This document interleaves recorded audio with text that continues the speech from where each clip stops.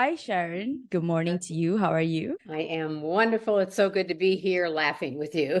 Start my day out and to end yours on a good note, right? Yes.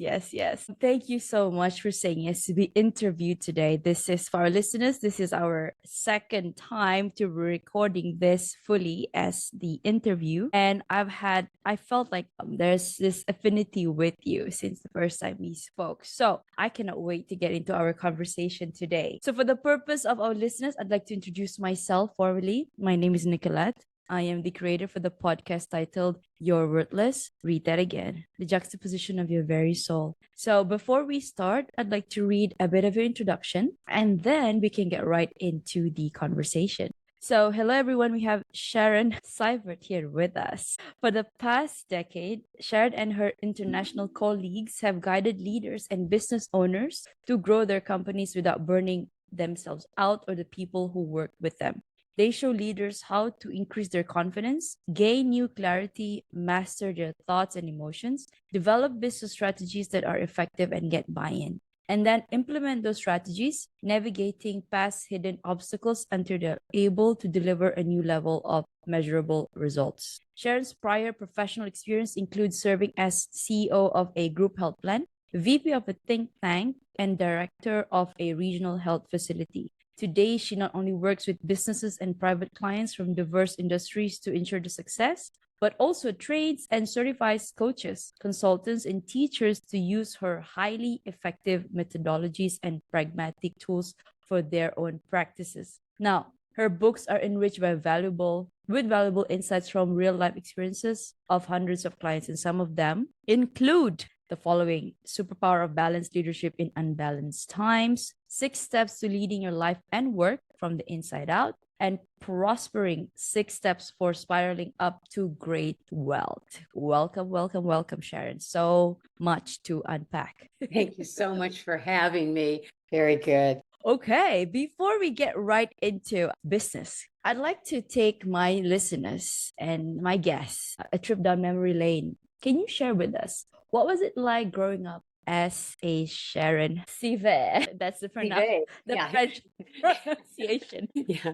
Well, my dad's side of the family was that from Alsace-Lorraine, which is that German-French border that was disputed. It's my joking about my last name. My mother's side of the family is from Ireland, and I was born here in Boston. And then we went out and I lived in the Midwest for a very long time. And that's why I don't sound like I'm from Boston. I do sound like I'm from somewhere. That's it.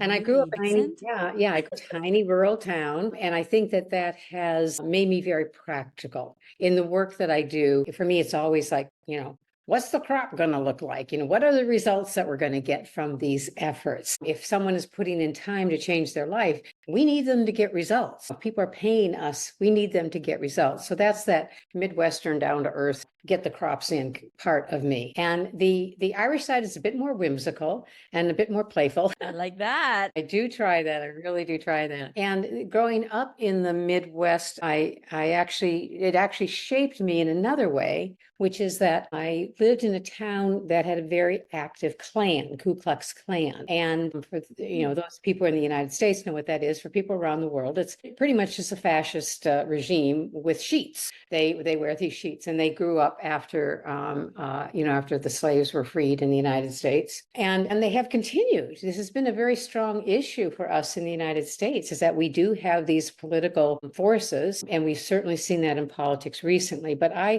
grew up, and I was one of the few papists in town, and they didn't have black people, and they didn't have brown people, and they didn't have people from Asia, and they didn't have, pretty much we were it to be able to discriminate against, until the Bergens came to town, and they were our first Jewish family. And so the Catholics, the papists, drew the wagons around them. So I grew up also celebrating the Jewish holidays because of my dear friends, and we were kind of their protectors. So I have a rather colorful background, even though I grew up in this very tiny, small town. And then as an adult, I've moved east and stayed here. It's a good place for me. You sound very seasoned. I love that. There's so much for me to learn from you. So now let's get into the real deal.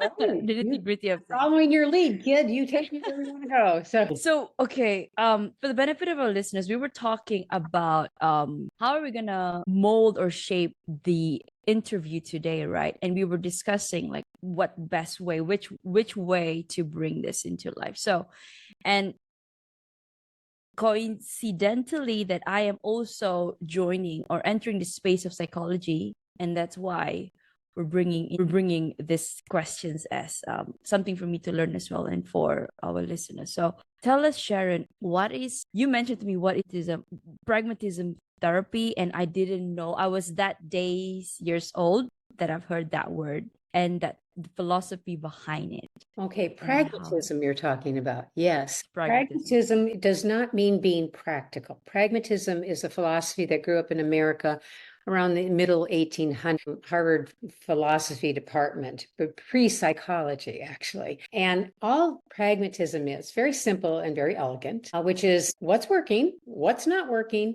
and why. So that you take the approach of telling yourself the truth, that what I'm doing is bearing fruit. What I'm doing is working for me. What I'm doing, why is my head so bloody? I keep pounding it against the wall. I think I need to stop doing that. So it's your feedback to yourself about what is working and what is not. So when I work with people or when I work with companies, we go right into that. This is working, this is not.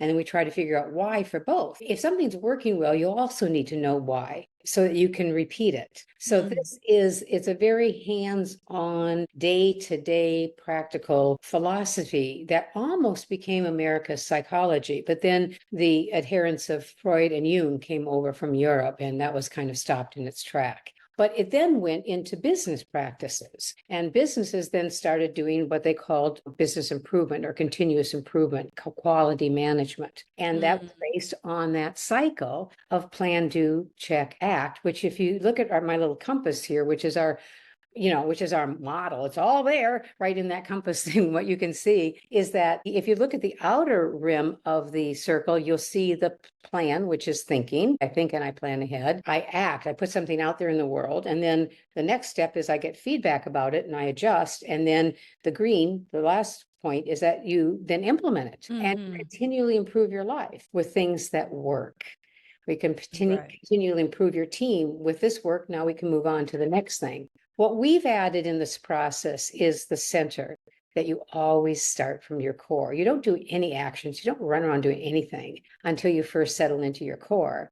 We've also added the circle that aligns everything together so that you do one thing and it's leveraged to the next. So we have, I believe, improved on the PDCA cycle, the original pragmatic cycle, by having the center of purpose wherever you start, and then the integrated synergy that holds it. So ours becomes a spiral. We hope to have you spiral up instead of just circling round and round and round and round. That's our hope anyway. That's actually my next question. Like, can you break it down? Like, what does the symbol, what does it signify? Excellent. So this is our compass navigation system. So wherever you are and whatever change you want to make or something you want to create in your life, we have you start at your core, which is the center of the wheel. That's your purpose. Okay. So you have a compass in your hand. Wherever you stand, that's where you're starting. That's X on that marks a spot, right? And that's your purpose, why you're doing what you're doing, why you're creating this business, why you're going to school to study psychology, why you're doing that. This is your essence. This is what drives you. These are the pieces of you that create internal stability. So you typically think about stability as coming from outside us, like the money we get and the housing we have and everything. But the real stability that makes you resilient is this core part of you, this beginning part. If you got that down, you can take care of so many other problems. Okay. Any questions about that first step? Basically, being authentic, being true to yourself. Absolutely. Yeah, for leadership, we call this authentic leadership. But you have to delve in. Before you can be true to yourself, you have to have some more awareness. What I talk about is first you have awareness, and then you can heal whatever the obstacles or problems are, and then you can actualize. So this point is really where you start to actualize. And I always consider I love that. actualizing is a verb. It just does not stop, right? You're constantly having to do that. The more you're aware of, the more you can do that. The bigger you can become, you can grow into your destiny. And it starts there, the very, very, very beginning, and moves inside out. That's our process, right? So And that's the foundation. Can That you is the break, okay, foundation. because my podcast talks a lot about self-worth, and often it comes from your essence, how you feel, how you think Oh, about it, yourself. Break it down for us, Sharon. Like, I know this is getting deeper, and then we can go on to the next, yeah. that next pointers. So the core is really what you're here to do. These are the gifts you're born with, and we know from research that your brain is encoded with certain gifts when you come out of the womb. Here you are, ready to go. Your life is happy. Research indicates your life is happy if you fulfill your purpose. So your DNA is saying, Sharon, you are not a plumber. Sharon, you are not a construction person. Sharon, you couldn't balance a checkbook to save your soul, but you can write really well, and you can, and you do these other things really well. So if I lean into my career, my life, my work, my interactions with people based on my core traits, my purpose, I'm going to be a very happy camper. If I try to do something because it seems more prestigious, if I go to, the Harvard Business School, it's really not my thing.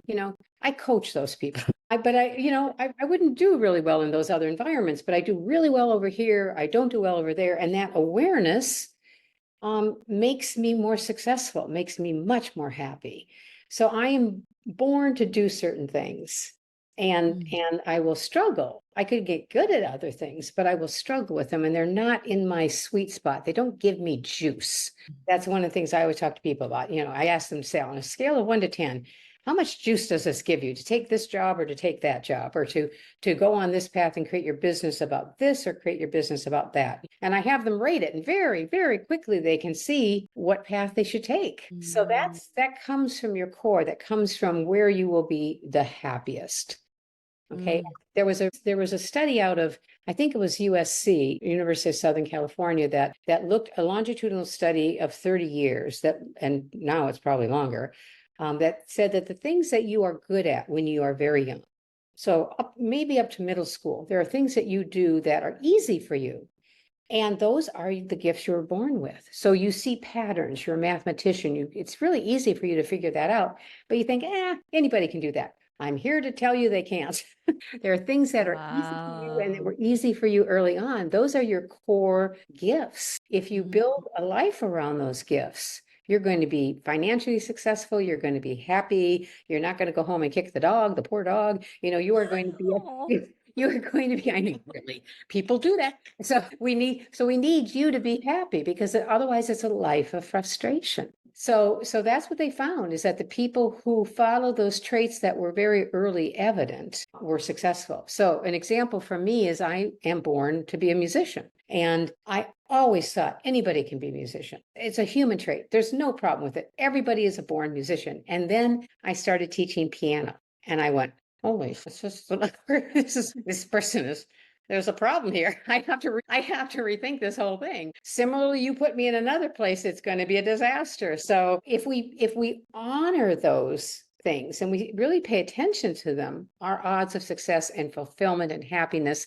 and being authentic just skyrocket. And it's such a nicer way to live. I love it. So do you play an instrument? Any instrument? I'm a concert pianist. Yeah, I grew up. I have a big grandeur and a songwriter. So these are things that are just always part of my life. And my writing, with people who read my books will see that I try to be musical in my writing, which is all my books are like theme and variations, which is that I start with this theme. The theme is of the balancing act, the symbol that you see here. And then I bring it into the applications. So even that, the theme and variations is how I write. I love it. I love it. That's like music to my ears. Your ears, right? God is speaking to me through you today, right now. Excellent. I gotta love it. And people have different gifts, and people have more than one gift. So they can do a phase of their life really developing one gift and then go on to say, well, I've done that. I'm kind of bored now. And now I'm going to go on to another part of my life. And you're a great example of that, right?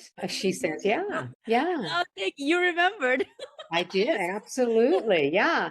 So there are things that you're talented at, you're good at, you enjoy doing, and then we get an impulse, I think, to that self-actualization impulse is now I've got to do this other piece of me. It's like the siren is so loud right now that I cannot ignore it anymore. Yeah. Whatever I do, if I go this way, away from what my heart wants to do, it's just like this obstacle is just you Yeah. cannot get through it. And your example of the you're worthless theme for your for your podcast really does speak to that. Is that we are so Yes. told that we are worthless, or you can't do that, or you're crappy at this, or you're a failure, da da da da da da da da. And I think that as a whole, there is a woman rising thing that's going on in the world right now. And we certainly see it in the United States, we see it around the world, where there's a piece of our human evolution where we are going to more embody the female.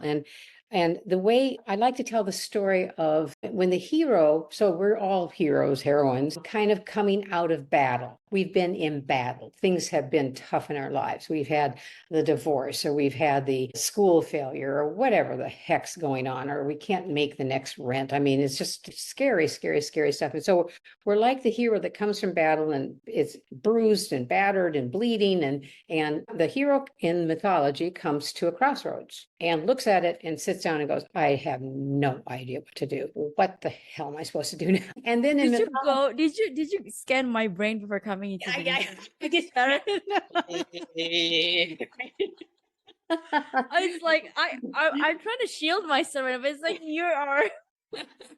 You're going, oh, she saw me, right? Yes, This is our you're universe. right on the spot. Well, then, fortunately, in mythology, what happens is poof, a magician appears out of nowhere. And the magician holds the space for the hero and tells the hero, just cool your jets, rest, relax, heal. And the magician holds the space, the sacred space, for the hero to self-heal. That's really, really important. The magician is not healing the person. It's not really an external force. It's an internal force where the hero is healing himself or herself.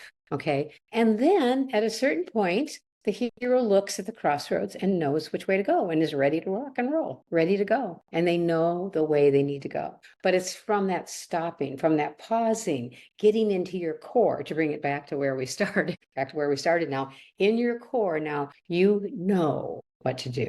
You know. Profound. I want to say that I have been in resting period, I think, for the past 3 years, just trying to trudge along. But right now, it has never been clearer of what I should be doing next. Again, this is confirmation. Yes, yes, yes. And our societies pretty much do not allow us that space and time, rest, and go inside. And I think that that's something that as women, particularly, we can contribute to our friends, the men, which is, for the love of God, just stop this thing you're doing. Just stop it, because we're not going to get anywhere. We're not going to get anywhere this way, right? Yeah. And then they're scared, or they're afraid to be seen as, not productive and not getting to certain status at certain age, certain amount of money, and it's like not allowing themselves to rest until they get to that point of burnout, or even, God forbid, heart attack. Yeah. Oh, yeah. I have all kinds of people who come to me in that with medical problems, because they are in that past burned out stage. And we have to, then it takes more time to repair, as you know. So I'm happiest when people come to me when they're on a trajectory of, I know I've got to change and I'm going to be doing it, as opposed to now we need to patch you up for a while until you can, I don't want you walking on those feet. Stand on your, yeah. You're damaged. So that is, it's harder to do the repairs, as anybody knows. We need to, the sooner the better, that you can say, my instinct is to go over here. My instinct is to stop, for the love of God, for a minute, which is what the magician does to the hero. Stop. You have to stop. And then things self-correct, so that you have that homeostasis. You have that point in your body, that where you right yourself. Okay. By resting in this core. So I think we said a fair piece about the core, right? I think yes. No, before we go into the other 4 quarters, I just want to say I love how you're intertwining medical terms, divination, magician into the whole theme. Really what I am passionate about. So, okay, Sharon, sorry for cutting you off. so Sorry for glad. cutting No, you off. good. Please go ahead to. I want to go, yeah, I want to go back to your worthless thing, because settling in your core and allowing yourself to be in the core, you have to believe you deserve that. Going back to your podcast name. Mic drop. Mic drop. Did you guys hear that? Yeah, and that's a hard sell. It's a hard situation for people who've been beat up by life. It's hard when you haven't gotten that message from your family. And actually, a huge thing that you in your podcast and your listeners can do for each other is develop the community where you reflect with each other. So develop the community where someone's looking at you and going, like I do to many of my clients. I have a client who is the general counsel of a frigging US agency, whole frigging US agency. And I had to convince her of her self-worth. And I'm going, and I cannot tell you the number of people that is true for. And to me, I'm always, as the Irish say, gobsmacked. I mean, how can this person not see who she is? How can she not? But here we are, all of us with the messaging of I'm not enough. I'm alone. I have to do this by myself. I'm an imposter. Hope they don't notice, right? So I am not worth it. Yeah, exactly. So we work double, triple time in this manic kind of way, hiding out. Whereas in community, listening to each other, telling our stories like we've been doing is a way to get that mirror so you can see yourself clearly. Beautiful, beautiful. Thank you for that, Sharon. So can you share with us what is that green, blue, light blue, dark blue, and red? Absolutely. So the images here, don't you love the color coding? I'm just, I love that. easy for I me love it. easy for me to remember too. So now we've got this core down and we're feeling pretty good about ourselves and we're feeling worthy. And now we're like the hero, we're ready to go take that next road and do That's something. the solar plexus. I love it. The yellow. Got it. Absolutely. So now in our methodology, and there's lots of ways to do this, but this is the way we do it, is now we move into visioning.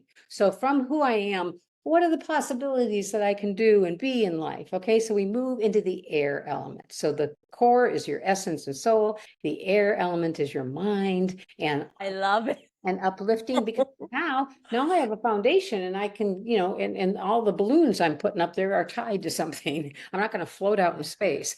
I'm going to have a vision that reflects and sees my core 10 years from now, 5 years from now, next year, 6 months, whatever.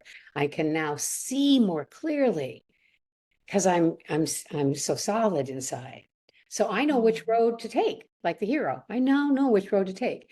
That's the air element. The fire element is this going out there, focusing. Now we focus on one thing. So if you're building a business, we have to really target what you're doing and target your efforts and prioritize things. And so many people are working in situations or living in situations where they have 5,000 equal priorities they have to do yesterday. Okay, and so everybody's overwhelmed and manic, and they're not focused. So the fire goes out, you burn out. Okay, you're doing too much, too abstractly, not tied to your core. Of course, you're going to burn out. And then you're going to blame yourself for burning out. So let's compound the problem. Okay, I'm not good enough because Why can't I get anything right? why can't I get anything right? Right. Because you're not doing the focus. So that's the fire element. When you're doing that, boom, you get all kinds of things done. Then in our process, what we do is now that we are clear on our mission, we know where we're going and what we're doing. Now we get other people involved. So if you look at the plan, do, check, act, cycle, this is when you reflect. You check on things, okay?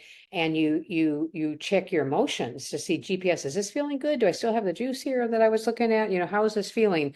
Scale of 1 to 10. Does this seem to be right? How do I adjust? Back to pragmatism, right? Now we see if it's working or not working, and we see why. This is the emotions, this is relationships. These are people who join with you because they agree with your mission. So you agree with the mission of the Red Cross and you give money to it, right? You agree with the mission of some people, some group that you're thinking about joining to work. So now you have a team, a community that is compatible with your mission, your vision, and your core. And life is so good when that happens. You have your community, you have people helping you. Your greatness is a team sport, is what we say, and you rise together. Okay. And then the last element here on the wheel is the is that of the earth element or structure. So now we know what we're doing, we know where we're going, we know who's doing it. So now we know, how many people do we have? Is it a station wagon? Is it a sports car? Do we need a bus? If you're doing this stuff together, now you need to find the right structures to bring you to where you go. Most people starting businesses or things look at their structure first, and then they're always trying to jimmy it or gerrymander or something it together to fit, because it doesn't fit very well. But if you do it this way, you're going to get a perfect fit. Okay. If you're looking for a job, you have your values, you have your vision, you have your mission, you see where you're going, you know if you feel good about these people, and then you say yes to a job or no to a job. Okay. So that's the earth element. Now we ground it. Like I was saying about my Midwest upbringing, how are the crops doing? Right. So we need to constantly check that. And then the last thing we look at is synergy, because if those dots that you see around that wheel are connected, you're spiraling up, not spiraling down. And this is a sense of connection with the divine, connection with the larger context, your tribe, the world, and the differences you're trying to make in the world. And we want synergy to connect all of these dots. And then things get easy. So you know if you have good synergy or not by, am I putting in all this effort and it's just not working that well? That's a low synergy. If you're doing stuff, and I have clients like this, they just kind of lift their finger and things happen. I'm going, I want more of that synergy. I mean, they've got this one down. God bless them. They've really got this one down. So the sense that you're pushing against something and it's not moving is a lack of synergy. Things aren't holding together. And that can be applied to relationship as well. Oh, hello. Yes, you can take it from here and you can start giving the class. Absolutely. Oh my God. Yeah. And I don't know about you, but I have a history. I think for a lot of people listening to this have a history of just, I can make this better. Yes, I can do better. And he or she will love me more if I'm just a better person and less worthless. Right? Yes. Oh my goodness. Okay. Yeah. I'm having flashbacks right now. Yeah, really too close to home, right? Oh, okay. Those who are out there might want to pause this at a moment and make notes to yourself and just have a little pragmatic honesty session with yourself about what's happening or not happening. Okay. Just, you can speak the truth to yourself and you don't have to speak it out loud unless it's to someone you really, really trust. So Yes, pragmatic. Oh my gosh, Sharon. We're gonna go to the next question. how are we doing with the questions? We have a few more. Okay. I'm glad you're enjoying yourself, sweetheart. This is fun. I am very, very much. Now, how do you balance head and heart coordination and keep them synchronized? Yes, that old Descartes split, huh?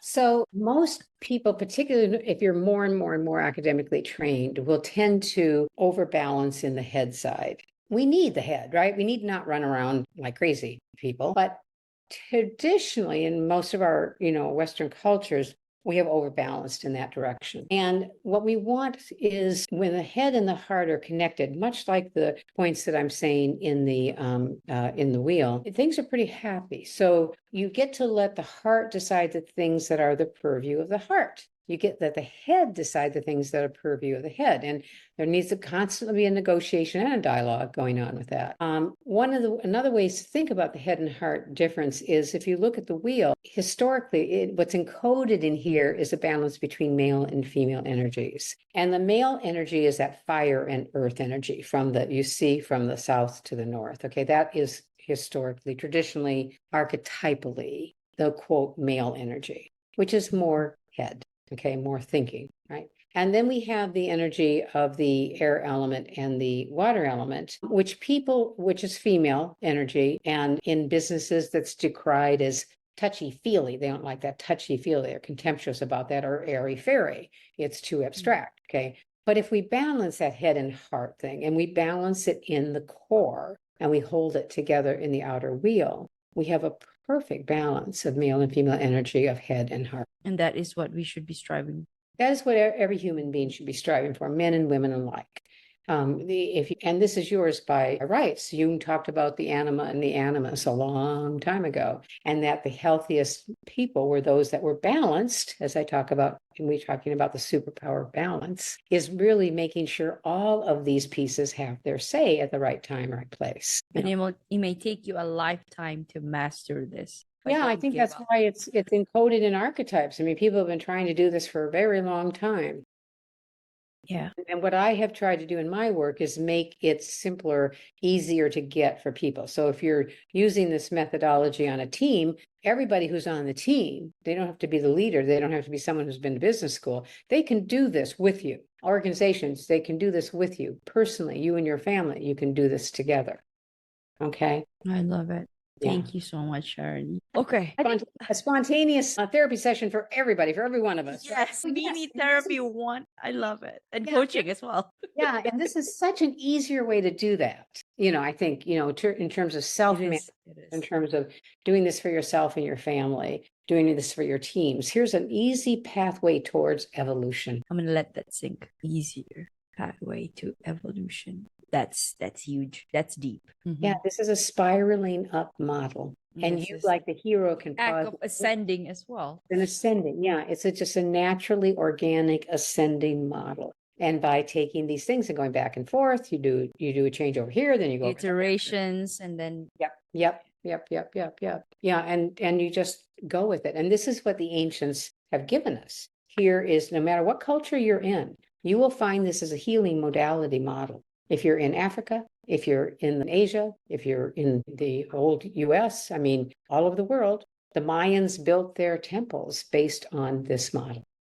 In terms of not with measurements like cubic feet or something like that. They did it in relationship, in the relational construction. So we know that this is related to this in its measurements. I feel God is speaking through you today. Wow. Thank you. Thank you to you and thank you to God. And let it be so, right?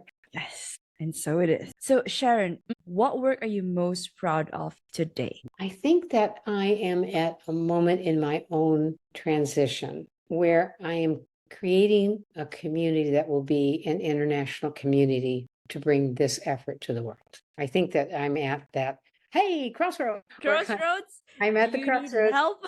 Yeah, we're all Come, take shelter. Yes, we're all kinds of people embracing this and making it their own. So I have someone who works with me who's from Pakistan, and someone who works for me, and people from Brazil, and I have people all over the US who are making this their own according to the discipline that they work in. And they are going to be the torchbearers. They're going to be the ones who are ready to take this out and make it their own, right?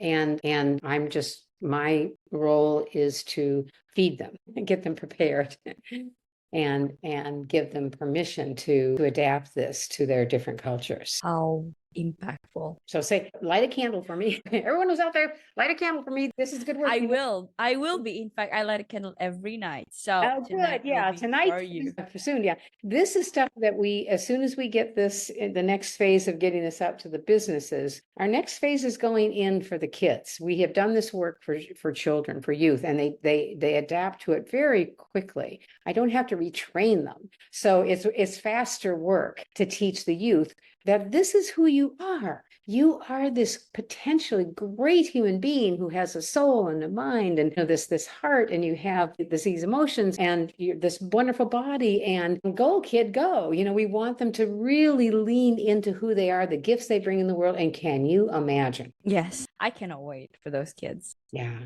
And we know that they take to it like this. They just take to it like this. They can speak to where they're strong and where they're weak. Can you believe that? They can just speak to it as soon as they understand the concept, and then they can change. So one story that I love is from a Montessori kid. We had this wonderful Montessori class, and and this little boy said, "I love fire. Fire's the best, and I love to run and jump, and it's so much fun. But then sometimes, people get nervous, not nervous." He said, "Sometimes people don't like it. And so maybe I should do a little more water sometimes." Whoa. Yeah, that's me. That's an airbender right there. Whoa.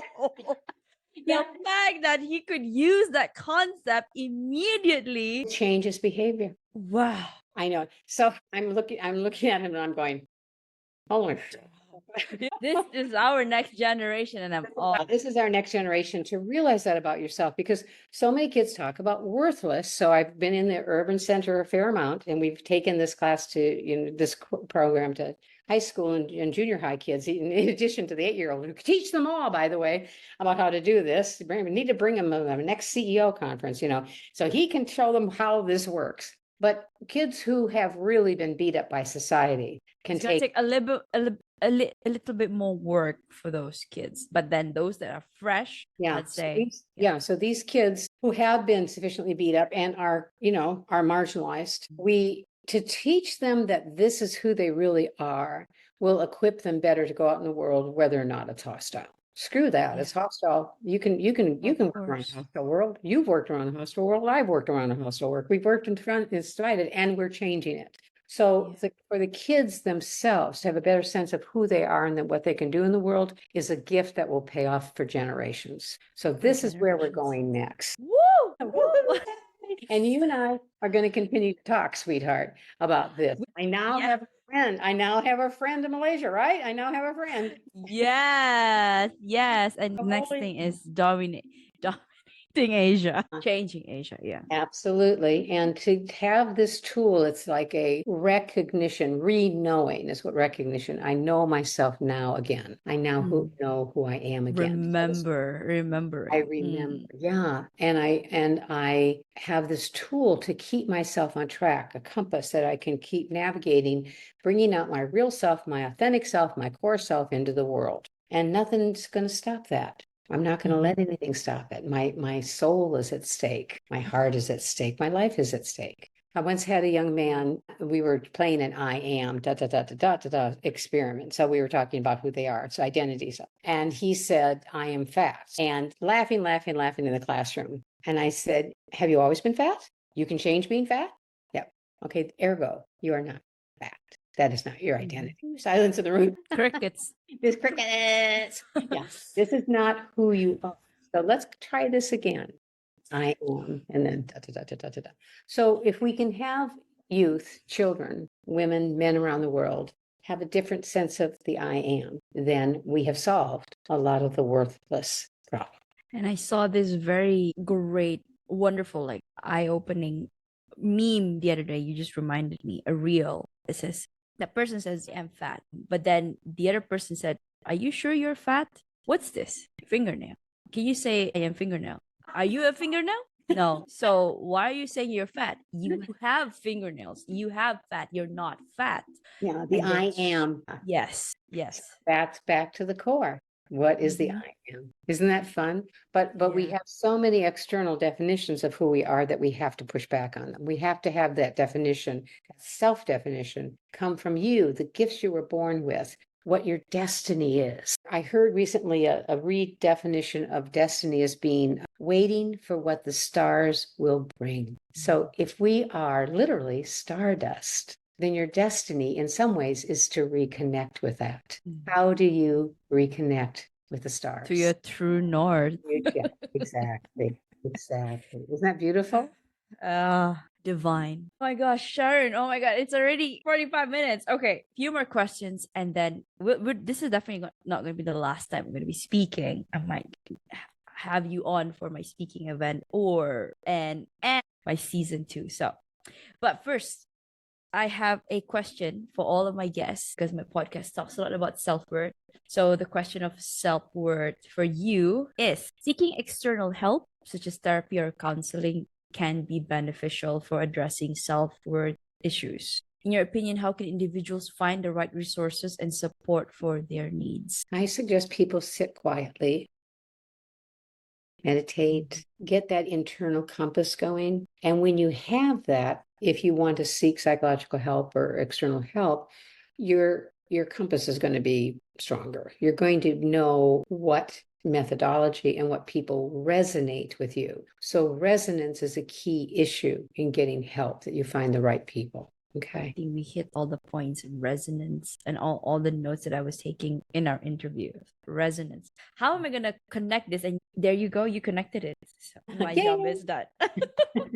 Okay. So, Sharon, what is your heart's greatest wish? What is my heart's greatest wish? To reduce human suffering in any way I can contribute to that, to help people become aware of themselves and their potential. I want to provide them with tools to heal themselves so they can actualize, so they can become a gift not only to themselves, but their families and the world and future generations, because they're evolving up. Beautiful. If you could create a quote right now for you to leave to the audience listening, and the world is your legacy, what would it be? You have inside you an internal compass that can navigate you to greatness. Use it. How can people reach out to you, Sharon? Yes, that'd be wonderful. They can go to my website, which is corecoachingconsulting.com. And we have monthly, and they can check out our services. We have writing there that they can use. We have all kinds of tools that we will refer them to. So we have all kinds of free tools. And we also have a free monthly event that people can join and get samples of the work. They get experiences of what we're doing. So that every month we have a special event that's free to the public, and it's so much fun. So they can get that information on the community page in our website. Yeah, so that's it. Be sure to include those links. People can also contact me through LinkedIn. Perfect. And remember, it's Seivert as opposed to Seivert. For our listeners, why we're cracking up is because I was asking Sharon how to pronounce her name. So according to her, quote, Seivert is the German pronunciation and Seivert is the French pronunciation. So. And there you have it, guys. You heard it from the person herself, Sharon. Seivert / Before we close up, Sharon, I'd like to thank you personally for the work that you're doing for the world and for advancing every step of the way, despite the challenges, creating trails for those that will come after you. And for our listeners, this has been that one podcast with that controversial name, You're Worthless. Read that again, the juxtaposition of your very soul. Now, if you find yourself thinking that you are worthless, you're probably not alone. But more importantly, ask yourself a level deeper. If I'm worthless, then why the heck am I here? It is because your soul have chosen to be here energetically all the way from the ethers. And for that reason itself, you are worthy and you are enough. This has been Sharon Seivert, your guest of the day, and Nick Nieras, your host, signing off. Thank you so much, Sharon. Sister and sisters out there. Amen. Thank you so much. Thank you. This has been wonderful. And cut. Pause. Hey, pause. Time out. Well, that was fun. We did okay. Yes, we did wonderful. I enjoyed myself very much. It was very natural, and this is what I love doing. I love connecting, I love learning, and I love just and the notion of you building a community, it's something that I feel called to, like it's like a soul tribe. So this is definitely not going to be the last time we're going to be speaking. Yeah, I think, What have I sent you so far? Did I send you a PDF of the most recent book? I think I did, right? Yes. Yeah. Yes. And I've read only a few pages. So yeah, I haven't read the whole book. But how can we be of help, Sharon? Well, I think we should stay in touch, because I now have a friend in Malaysia, and we are trying to take this stuff to every part of the world. And maybe this is something that we are training coaches now. So we are training people to coach in the system. So is that you on board? That's you on board. Okay, I'm going to talk with you more about that. I just think we have another conversation about how you can hop on board with that. You're a psychologist already. You're excited about this material. Let's see if and we're certifying people to do this. So we're having our first group go through now. You'd like to do that, huh? I think you'd be perfect. Yeah. So we're training people to be in the core coaching consulting stable of coaches. And I think there's all kinds of things, like people themselves are designing different programs and applications of this. So, and we're developing AI guidebooks to make it easier for our coaches to roll the stuff out according to certain issues. So we are at a point where we are really ready for prime time. We're really getting ready for prime time. This is opportunity. Yes. Yes. Yes. Okay. Okay. So what do I need to do? Let's just, why don't you, write up this kind of thing, and I'm going to show you what we're doing with the coaches, and I'm going to see where you think it might be a good match for you. You might be able to do this, like doing, if you, for example, ran a group, of women who wanted to change their lives, we can have a program that you can follow, and we have assessments like a personal, and strength scale. The first thing I'm going to do is, you're going to finish this thing. I'm going to send you one of our profiles, like a career strength scale or a personal profile. What would you like to do?